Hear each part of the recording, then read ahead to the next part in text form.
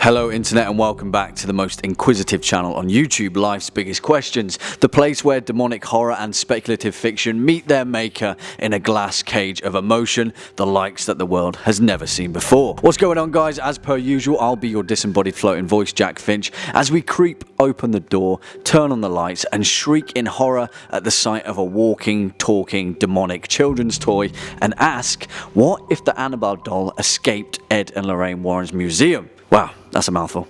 Roll the clip.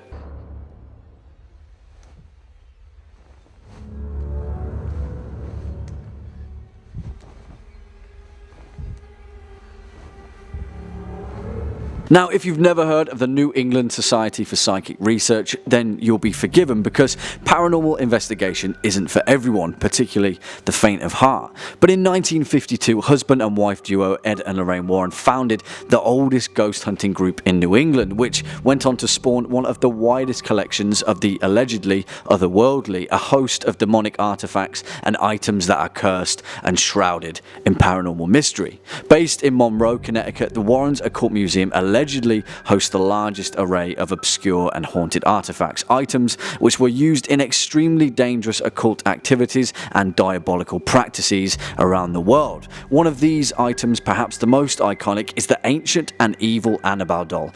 Well, what would happen if that doll suddenly and with nefarious purpose sprung out of its glass cage and walked right out of its museum-based mausoleum? Well, let's find out. Before we jump into that though, you all know the drill by now. If you're a fan of this video, the Warrens, ancient and evil dolls, or just LBQ in general, then do the right thing and hit that thumbs up button, as well as share this video with your wider fan base of demonic friends. To get in touch with the creative team at LBQ, feel free to scour our information below. On with the show. According to legend, this particular demonic possession was a Raggedy Ann doll that was given to a student nurse in 1968. After the doll had appeared to be behaving strangely, shall we say, a psychic medium eventually told the girls that the doll was unfortunately inhabited by the spirit of a dead girl named Annabelle. Supposedly, as the story goes, the student nurse and her roommate first tried to get along with Annabelle by accepting and nurturing the possessed doll. Yeah, that's never a good idea, right? Eventually though, as always happens, the girls became completely terrified by Annabelle after the doll's malicious behavior, who then contacted the Warrens for help and removed the doll to their museum after proclaiming it demonically possessed. And that's where we're at right now. Don't get me wrong, there's a hell of a lot of skepticism surrounding this demonic urban legend, with most skeptics dismissing the Warrens Museum as off-the-shelf Halloween junk that you could buy at any gimmick store. Many studies have also shown that the Annabelle legend is an interesting case study into the relationship between pop culture and paranormal folklore, speculating that the cookie-cutter demonic doll first gave rise to films such as Child's Play, Puppet Master and Bride of Chucky, a frenzied response to the gothic fear of the uncanny, something not quite human. In all likelihood, the early Robert the Doll legend is mostly responsible for this, and as well as the Living Doll episode of The Twilight Zone. It's a fear that hits a chord all the way from childhood into our adult lives. Dolls are freaking spooky, man. Well, let's turn up that fear a tad more and say that on one quiet September night, Father Jim, the priest that currently curates the Occult Museum, finds something a little out of place. As he goes about his nightly business of shuffling around the place in his soft cloth sandals, Father Jim jingles his keys into the lock, where he notices that, strangely, the door to the museum is already ajar. He slowly creaks the door open when he sees it in the soft red glow of the museum. The glass case that Annabelle inhabits, with a placard that reads, "Warning, positively do not open," alongside a tarot card of the devil. It's smashed and the broken glass lays shattered on the floor.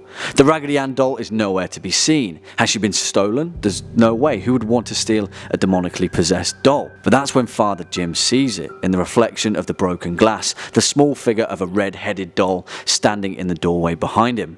The door slams and the lights go out. I mean, in all seriousness though, if Annabelle the doll escaped the Warrens Occult Museum, then we'd all have to collectively start sweating a little bit. If the Annabelle doll is real and indeed a demonic spirit hell-bent on violent misdeeds, then it's safe to say that the majority of the Warrens case studies would also be real. While Ed Warren would never live to learn of the vindication of his life's work, Lorraine would be sitting there with a pretty smug look on her face, a quiet, "I told you so, you jack."